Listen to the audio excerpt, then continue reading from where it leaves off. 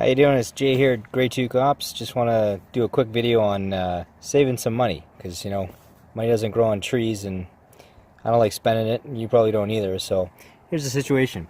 I'm working on my wife's car, right? And the seatbelt here, for a little bit, has been pulled all the way out.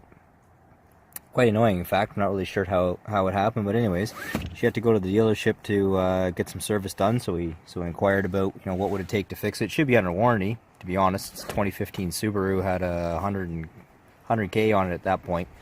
Kind of figured it'd be warranty, but whatever. They said, no, you got to replace it. Interesting. I said, no thanks, I'm a mechanic. Send it home. I'll take a look.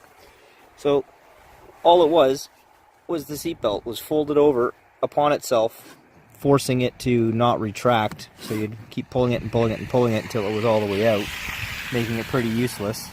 But all I did was spend about 2 minutes, go inside there, flip it over with basically a pencil,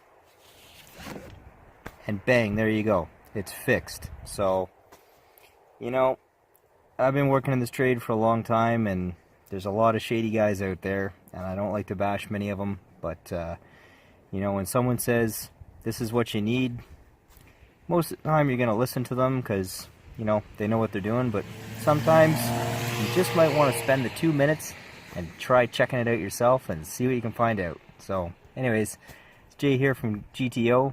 Hopefully you have yourself a good Valentine's Day, which it is here, and I fixed my wife's car and did an oil change. So have a good one. See ya.